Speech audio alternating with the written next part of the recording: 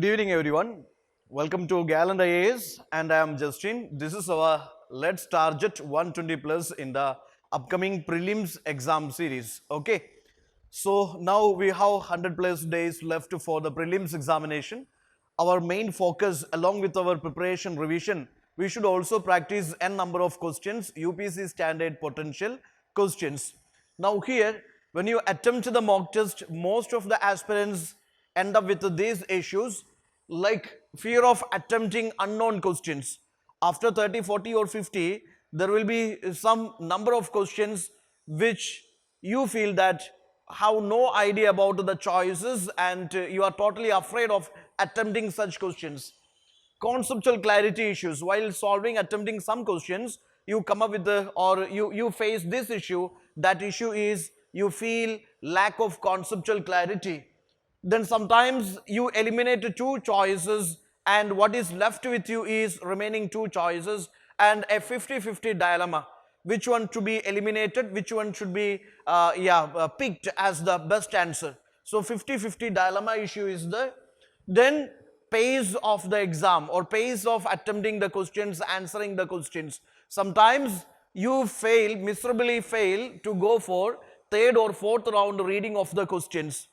Okay, after finishing the second round itself, the time is over. So time management and solving maximum questions in 120 minutes or 110 minutes, that matters a lot. Now negative marking.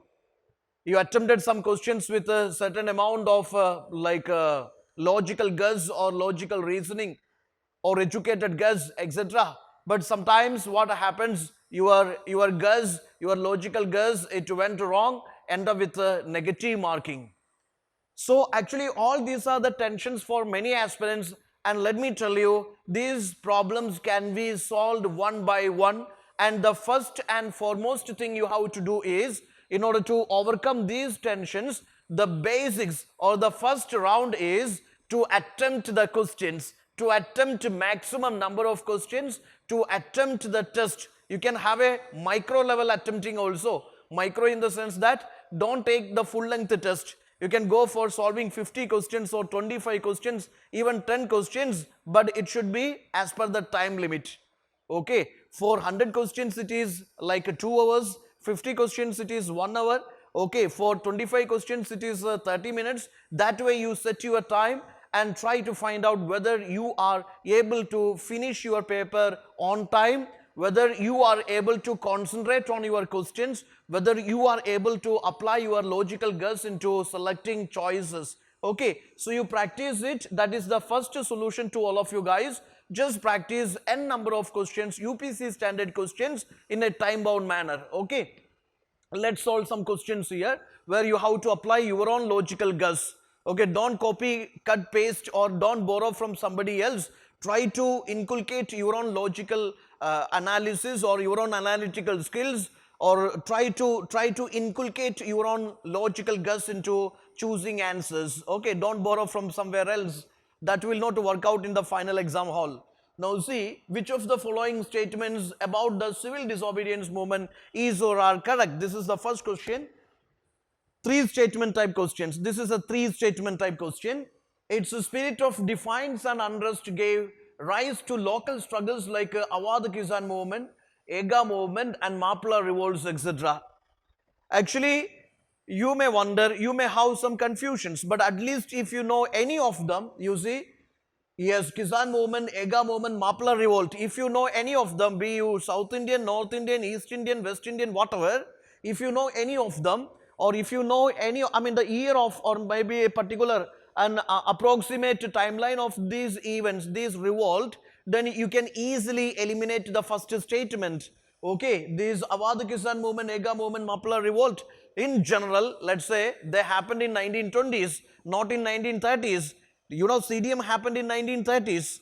CDM happened in 1930s. And in 1920s, what happened? That is NCM, non-cooperation movement. So these events are associated with, they are the extensions, local reflections of non-cooperation movement, not civil disobedience movement. This is the way UPSC, twist the statement. So because of that logic, let's say the first statement is wrong. Second one, it was marked It was marked by the labor unrest in places like Assam, Bengal and Madras. It was marked by labor unrest in places like Assam, Bengal and Madras. We don't have any idea. Just leave it. I don't know, you don't know, leave it. Okay. Go for the third statement. It was badly shaken by Deepavali declaration, after which Gandhiji decided to continue with the movement on a much smaller scale. See, it was badly shaken by Deepavali declaration, after which Gandhiji decided to continue with the movement on a much smaller scale. So here you should understand that Deepavali declaration is something related to granting of dominion status. It was the false promise of Lord Irwin Viceroy, that is, British government will think about the granting of dominion status to Indian government. But the CDM was demanding for what? Purna Swaraj. CDM was demanding for Purna Swaraj. Okay, 1929 Lahore session itself, let's say that Purna Swaraj resolution was adopted. Dominion status, it is as dead as this nail on the coffin. See, that is over, that is done. Okay, CDM is demanding for Purna Swaraj, complete independence. Okay, so actually it was badly shaken by Deepavali declaration, after which Gandhiji decided to continue with the movement. So actually it is not matching. Deepavali declaration is something which is related to granting of dominion status, but CDM was, it was completely demanding for, it demanded for Purna Swaraj, or it demanded for, removing of all these black laws and giving Purna Swaraj to Indian hands, etc. That movement was civil disobedience. Okay, so actually this Deepavali declaration and its relevance, dominion status, that is already ended by 1929 itself. Even before the launch of the CDM itself, let's say Purna Swaraj was adopted, so there is no relevance of this dominion status. That is why the third is also logically it is incorrect, not correct. That is why we eliminate the third one also. If you eliminate the third one also, yes, let us say that 2 automatically got rejected, because none of the code is giving 2 only. So let us go for, yes, A, B, C, D, that is straight away removed. Your answer is none of the above. In fact, your answer is Delhi, which is none of the above. Moving on to next question. Consider the following statements. Pala school was modeled on Angika school of art. Here Pala school is, this is regarded as the, that is an early medieval India, that is medieval India. I mean Palas, you see, Palas of Bengal, that is, something which is related to early medieval India. Okay, Pala school of miniature modeled on Angika school of art. Angika is, that is a folk school of art here, that is folk painting. But Pala is miniature painting, and Pala school, Palas of Bengal, they were patrons of Buddhism, and the Buddhism become the main theme of this Pala miniature, not the folk themes and this folk art, etc. So the first one is over, and also timeline is not matching. It is just on the opposite side or reverse gear that is given. So first one is eliminated. Illustration of Kalpa Sutra belongs to this school. You should understand that Kalpa Sutra is a Jain literature. It is a Jain text, and Pala school of miniature, yes, it promoted that Buddhism. Palas were patrons of Buddhism. Illustration of this Pala miniature, that is borrowed from Buddhist theme only, Vajrayana Mahayana Buddhism. So there is no connection with the Jainism. So that is eliminated. Illustrated manuscripts were about the Jain Tirthankaras. The illustrated manuscripts were about the Jain Tirthankaras. I already told you, if the 2 is, if you know the second statement is wrong, 3 can be automatically eliminated. This is the strategy you have to apply here. So your answer again, you come up with Delhi, which is none of the above. Now there is a question. Charles Wood's dispatch of 1854 laid exclusive emphasis on the development of vernacular press in India and Burma. See, actually you have to suspect on certain terms, key words used here. Charles Wood's dispatch of 1854 laid exclusive emphasis on the development of vernacular press in India.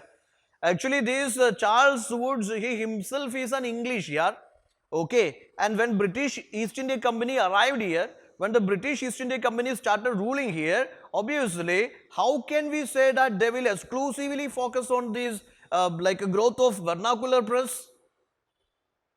Okay, they don't know Telugu, they don't know Malayalam, they don't know Hindi, they don't know Marathi, so that will be dangerous, no? Okay, so exclusively vernacular press, that is the strange or extreme word here. There is no exclusive emphasis on development of vernacular press. Actually, they will focus on English. Along with that, they will focus on this promotion of vernacular languages also. Okay, so their more focus is always, or that was always on English. So here you see, yes, they also had a white man's burden theory. They say the vernacular language, literature, our culture, our religion, our literature, everything is falsehood. The belief is in white man's burden theory. When you connect to many aspects, you can simply eliminate the first statement. HSN Commission recommended that competitive exams should be held simultaneously in England and India. This is the Bahubali story of the 19th century. HSN Commission, Civil Service Commission. This is of 19th century. But simultaneous civil service examination in India and England held, that is only in the 20th century. That is only in the 20th century. Okay, we had to wait much decades more. So actually this is not matching, and HSN Commission, it rejected the idea of simultaneous exams in India and England. Okay, it rejected. Also it fixed the minimum age, maximum age for this what is called a civil service examination. Okay, 1923 etc. we have seen. So go for all the commissions, various commissions, famine commissions are there, education commissions are there, university commissions are there, and this what is called the civil service commissions are there, and what all their major recommendations or their major provisions which you have to go for. So here straight away we eliminated, yeah, first one is wrong, second is wrong, so your answer has to be correct one asked, so Delhi is your answer. Moving on to the next one, next question. Prarthana Samaj was established in Calcutta by Dr. Admaram Pandurang with the objective of rational worship and social reform. See, this is the magic, this is the game, you see. At a glance, everything is pakka, everything is fine only. You see, Prarthana Samaj. Prarthana Samaj was established by, founded by this Admaram Pandurang with the objective of rational worship, social reform, etc. But the UPSC, what they do is, sometimes they will replace certain words and they will confuse you. They will trick you. Here you can see, Prarthana Samaj was established in Calcutta. That is the problem. It is not in Calcutta, it was in Bombay. It was in Bombay. Instead of Bombay, they given you Calcutta, and rest of the things are okay. Okay, so what I am saying is that don't ever go for a hasty conclusion. Read the choices very carefully and read it at least 2 times and be very convinced with each and every word of that particular statement, because in order to trick you, confuse you, in order to fool you, UPSC can change even a single word from the statement and you will be in the trap if you are careless. So the first one is wrong, because instead of Bombay they given Calcutta. So you eliminate that one. Not correct they are asking here. They are asking not correct here, not correct. Always not is given, it is bold, but very often we end up with just a reverse answer. Reformers like Keshav Chandrasen in Bengal, then this M.G. Ranade in Maharashtra, Veerasalingam in this Andhra Pradesh believed that there should be no state interference in social reforms. Maybe you don't have idea about all these reformers, but one thing is very common to you. You know that M.G. Ranade, he had been instrumental for pressurizing this government for passage of many acts. Am I right? Okay, there is Pune Sarvajanik Sabha. That is an intermediary platform between the people and the government. It is to present the grievances of the Indian people in front of the British Parliament. There is Pune Sarvajanik Sabha. Okay, so he had been instrumental behind the foundation of such an organization. So that guy who believed in government interventions or legislative interventions for the social reforms. Okay, he believed in legislative interventions are essential for social reforms. Okay, so you have the picture about M.G. Ranade. So if you take this term in generic, or if it is generalized, it will go wrong, because M.G. Ranade, he believed in state interventions for social reforms, legislative interventions for social reforms. That is the only reason because of which we will eliminate this statement also. We will say that this is wrong, because M.G. Ranade, a person who believed in state interference essential for social reforms, that was the same case with the Keshav Chandrasen and this Veerasalingam. So second statement is also wrong. Here they are asking for not correct one, and here both are not correct. Your answer is C, both 1 and 2 only. That's it. So try to solve maximum number of questions. That is the only way of you can get rid of your fear of attempting questions. And what all your issues, your like time management issue, 50-50 confusion dilemma issue, or maybe these conceptual clarity issues, all this conceptual clarity issue for which you must have a thorough revision and preparation of the core subjects.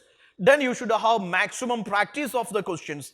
Don't ever think that the final 10 days or maybe the final month you are going to surprise everybody. That surprising will not happen. If you really wish to clear this time, start from now onwards. Try to practice maximum number of questions, and that has to be UPSC standard questions. Okay, UPSC has certain standard, certain pattern. Be familiar with that and solve such type of the questions, and your target has to be solving as many as possible. Maybe it is 10,000 or 15,000, doesn't matter, solve questions. That is also the way you can cross above the cutoff in the final exam. That's it, all the best. Stay tuned, and for more quality videos, please do subscribe our channel. Thank you.